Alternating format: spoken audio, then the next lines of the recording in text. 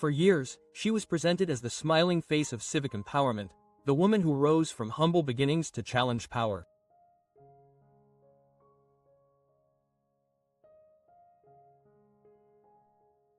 But behind the colorful hooples and a carefully crafted image lies a web of scandals, contradictions, and accusations that refuse to go away, from shady contracts worth millions to the infamous Grey House controversy, and her attacks on corruption while facing allegations of corruption herself.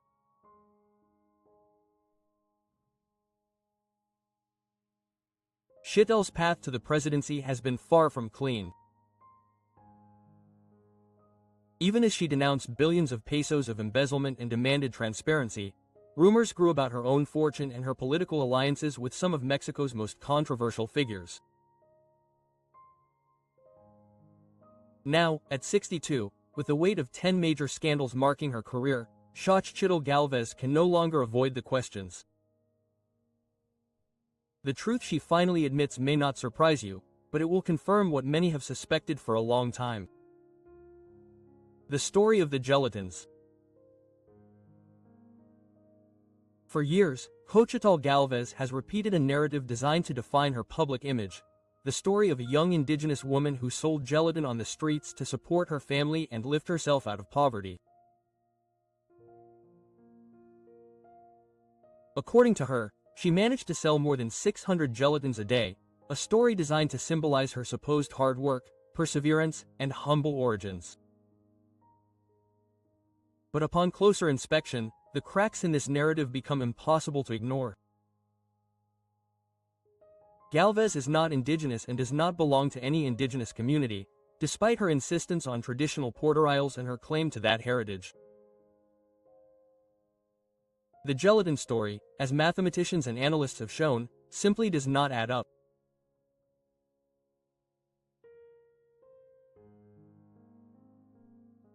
Dr. Ángel Valdez Puga, one of Mexico's most respected academics in arithmetic and mathematics, debunked the claim.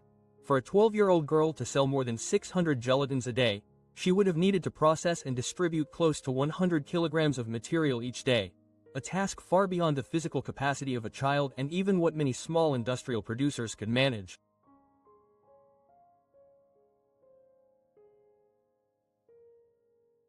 Beyond production, the logistics of financing, transporting, and selling such quantities in a single day would have been impossible. The conclusion was clear. The story was fabricated. It was never about selling gelatins, but about selling an image, a narrative carefully crafted by political consultants to resonate with Mexico's poorest communities and present Gálvez as the face of self-sacrifice and social mobility. In reality, it was propaganda disguised as a childhood memory, the case of her sister's kidnapping. If the gelatin story raised doubts about Gálvez's authenticity, the case involving her sister raised much more serious questions. In 2012, during a major security operation, authorities dismantled a kidnapping ring known as the Talmix. Among those arrested and charged was Jacqueline Malinali Gálvez, Xóchitl's younger sister. She was charged with kidnapping, one of the most violent and damaging crimes facing Mexican society. The scandal stunned those who knew Xóchitl as a rising political figure. By then, she had already been a candidate for governor of Hidalgo and had served as the head of the delegation in one of the most important districts of Mexico City. However, she claimed to have no knowledge of her sister's involvement in criminal activities. To this day, Xóchitl avoids discussing Jacqueline's case. She distances herself from it, presenting it as a family matter. But critics ask a simple question. How could a woman so immersed in politics, with networks of influence and access to information, be completely unaware of her own sister's criminal ties?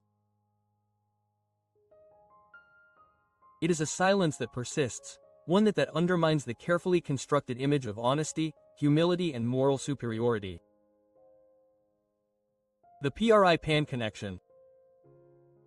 Xóchitl Gálvez has always insisted that she is her own boss, that she owes nothing to the entrenched political class in Mexico.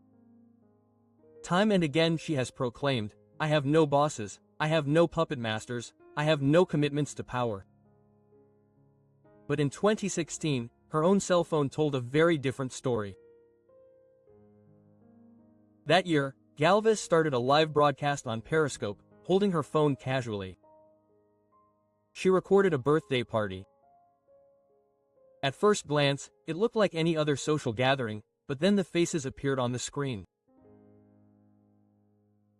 This was no ordinary party. It was the birthday of Diego Fernández de Ceballos, the influential PAN leader and 1994 presidential candidate. Surrounding him was a veritable pantheon of Mexico's political elite. Felipe Calderón, Carlos Salinas de Gortari, Porfirio Muñoz Ledo, and many others who had shaped decades of Mexican politics. Men who in public pretended to be bitter enemies, but in private laughed, drank, and celebrated together. And there was Xóchitl, not as an outsider, not as an independent citizen, but as part of that inner circle.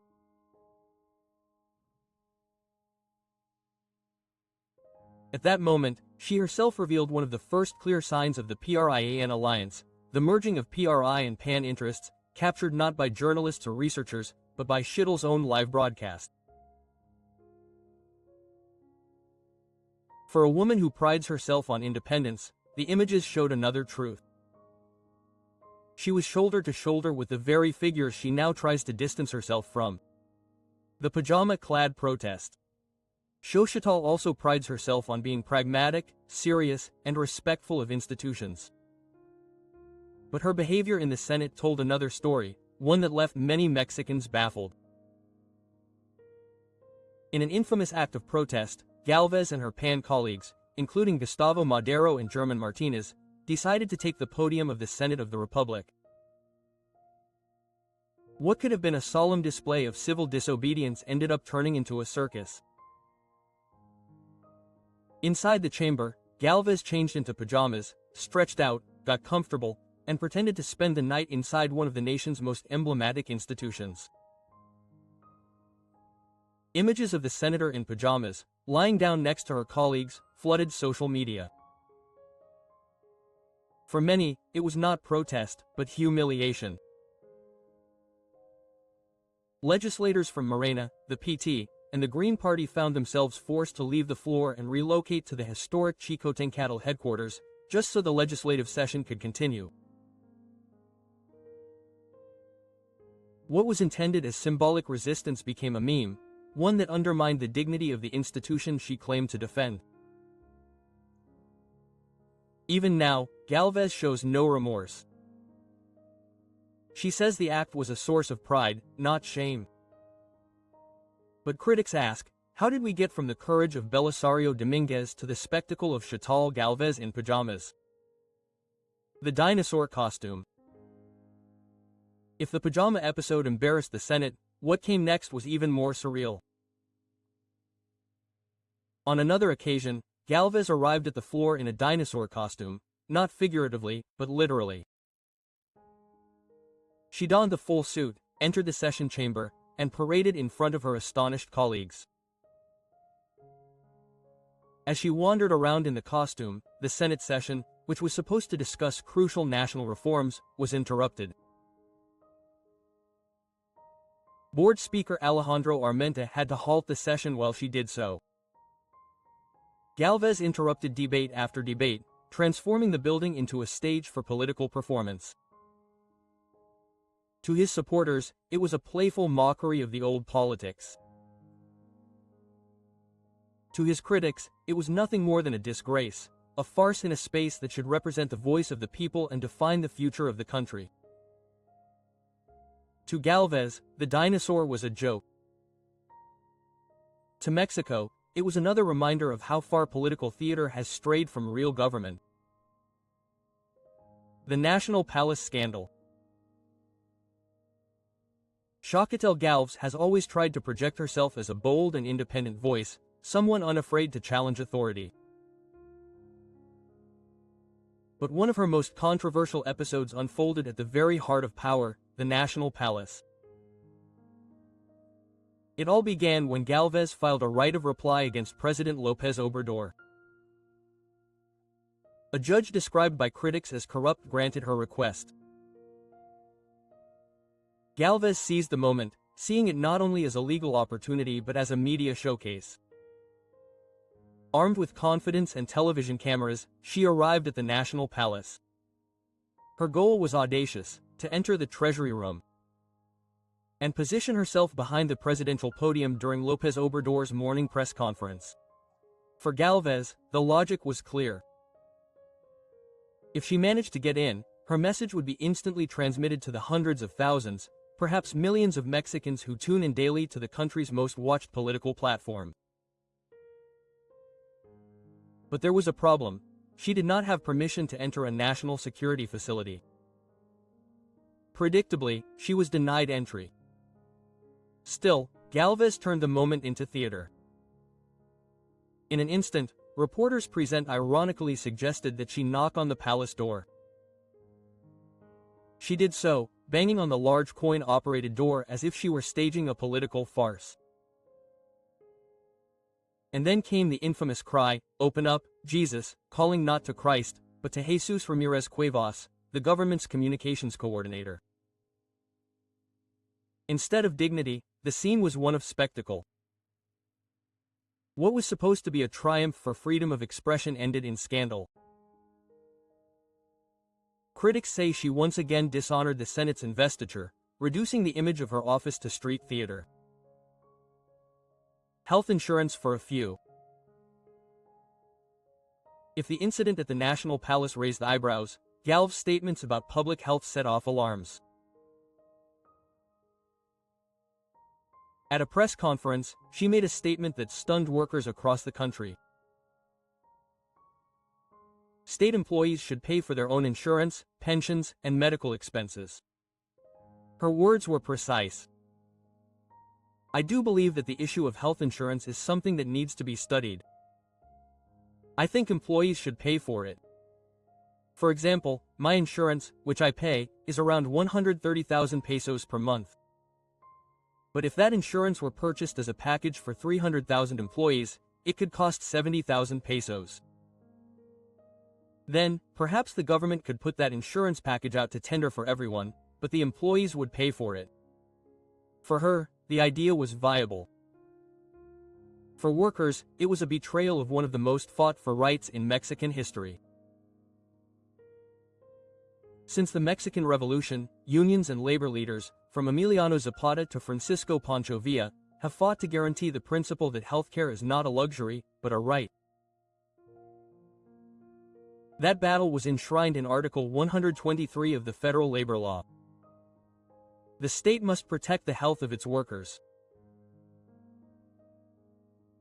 And yet, there was Gálvez proposing a model where public employees would essentially privatize their own healthcare, saddled with bills that could reach 70,000 pesos per month, an astronomical sum unaffordable for most families.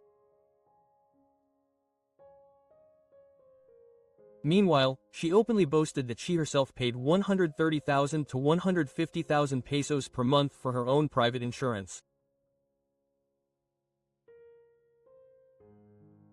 To her critics, her words revealed more than bad policy. They revealed a mindset, a vision of Mexico, not as a welfare state, but as a private corporation, where workers bear the risks while the elites enjoy privileges. As one commentator put it, Samuel Garcia was criticized for saying that 50,000 pesos was a small salary. Xóchitl Gálvez went further. She seems to believe that the country should be run like her own company. The gray house trick. If there was a breaking point in which Xóchitl Gálvez revealed her taste for scandal, it was in the episode of the so-called Gray House, an event that would go down in history as one of the greatest acts of political harassment against a presidential family in modern Mexico. It was Gálvez herself who became the architect of this narrative. She herself traveled to Texas with cameras in hand, determined to videotape a house that supposedly belonged to the children of President Andrés Manuel López Obrador. The story was explosive, but there was an obvious problem. The house was never in his name, it was simply a private property for rent, but the spectacle did not end there. For weeks, even months, José Ramón López Beltrán, the president's eldest son, lived under siege. Drones flew over his residence. Journalists from platforms such as Latinus and Animal Politico prowled the area, and the young man's private life was exposed without restraint for public consumption. He fueled the fire by alleging that Baker Hughes, a U.S. oil company with contracts with Pemex, had given the house to López Beltrán as part of a murky conflict of interest. But when the company itself conducted an internal investigation, the conclusion was clear. There was no conflict of interest and no connection to the president's son. The facts were undeniable.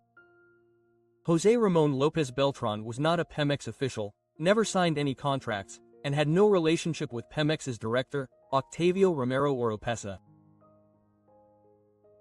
In other words, the Grey House scandal was nothing more than a carefully crafted political stunt.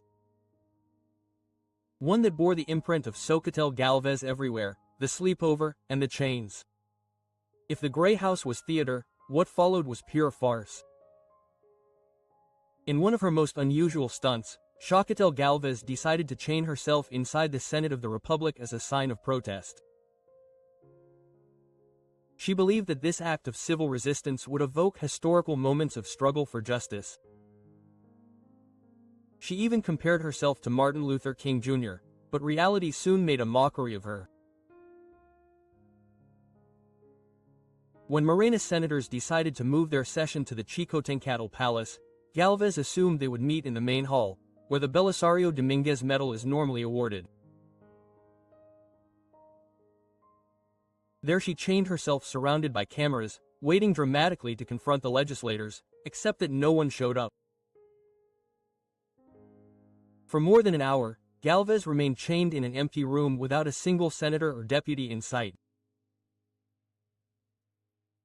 The session was being held in another area, the Federalism Courtyard, which by law was just as valid as the main hall. The scene became even more humiliating when she realized that she had misplaced the key to her own chains. Staff had to intervene and forcibly free her, turning what was intended to be a heroic act into a comedy of errors, the jewel in the crown.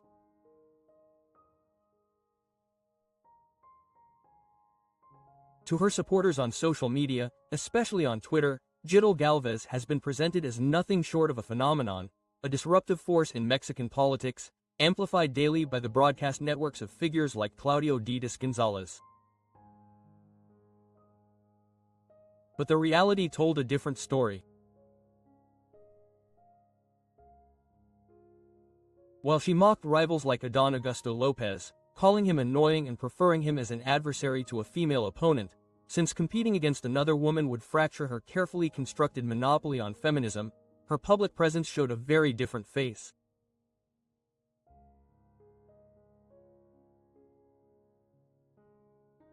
At Mexico City's International Airport, she appeared wearing her characteristic huipiles, garments she usually wears to project closeness to indigenous communities, but this time there were no cameras, no Twitter trends, no orchestrated noise. She was alone. No traveler recognized her. No one approached her. For a politician who supposedly reached millions online, the silence in real life was deafening.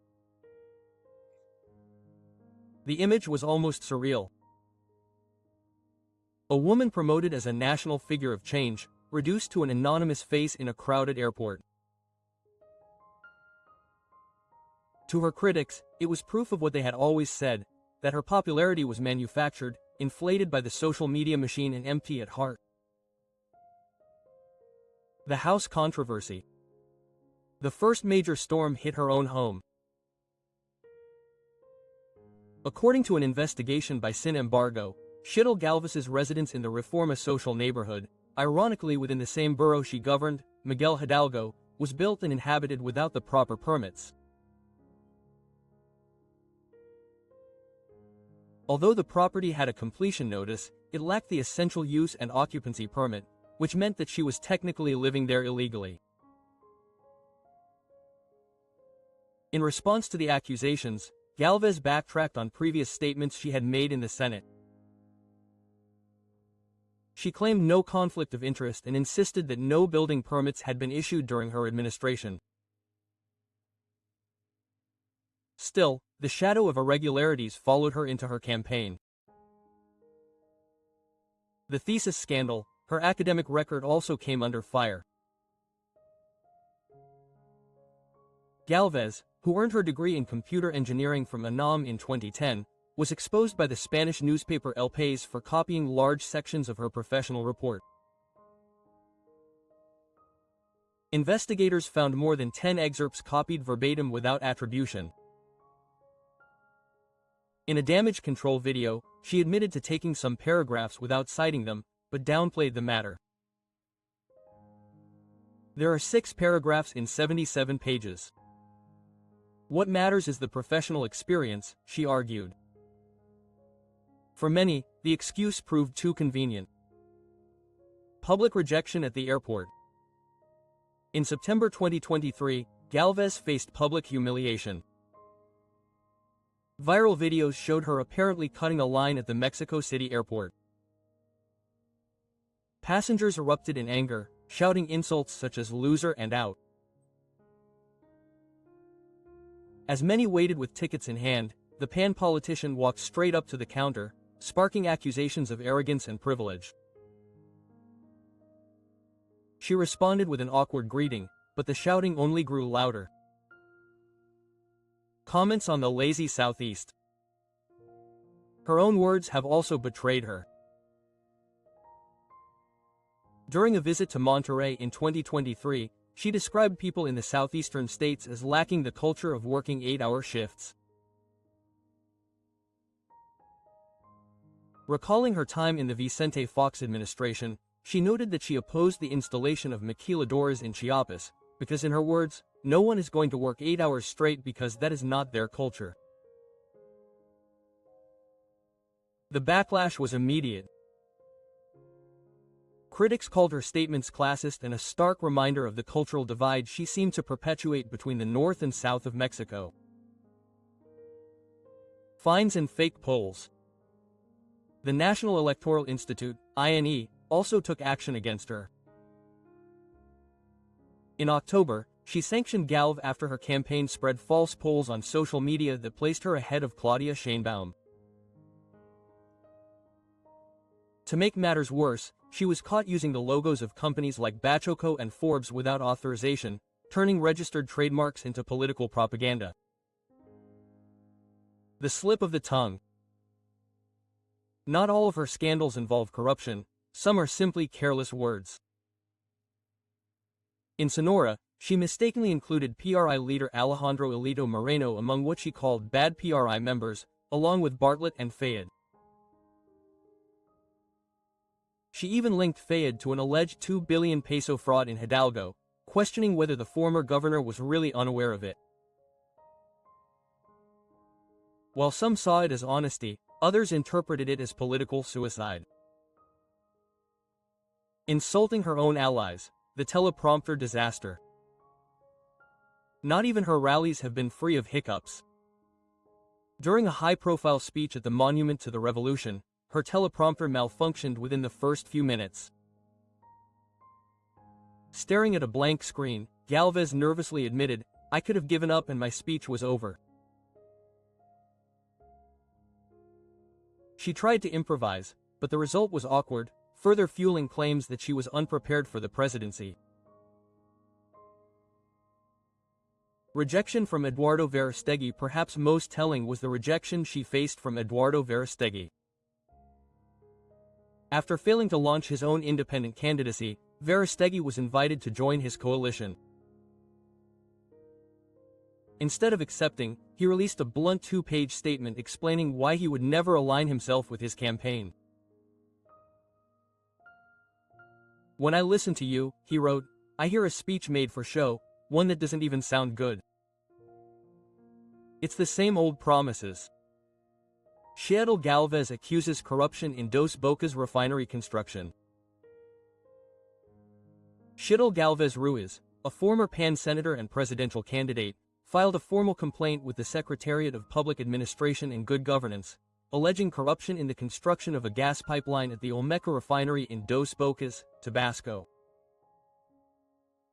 One of the flagship projects of former President Andrés Manuel López Obrador. Through her Instagram account, Gálvez stated that a consortium linked to a relative of Rocio Enel, current governor of Veracruz and former Secretary of Energy, received a multi-million-dollar contract under questionable circumstances. According to her, the consortium was formed just 5 days before receiving a contract for 5 billion pesos. She also explained that the company Construcciones y Reparación del Sur, owned by a cousin of Nail's husband, was initially hired to build a gas pipeline for 2.2 billion pesos. However, the company ended up receiving 5.2 billion pesos, more than double the original amount. I just filed a complaint with the Secretariat of Public Service and Good Governance to demand an investigation into corruption at the Dos Bocas refinery, Gálvez stated.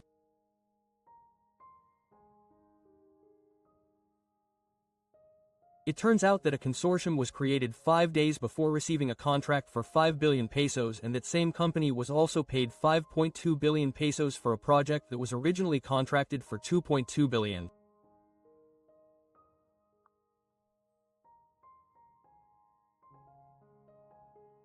Gálvez asked President Claudia Sheinbaum to open a full investigation into the case, emphasizing that during the López Obrador administration she filed 33 complaints of corruption, none of which, she said, were properly investigated.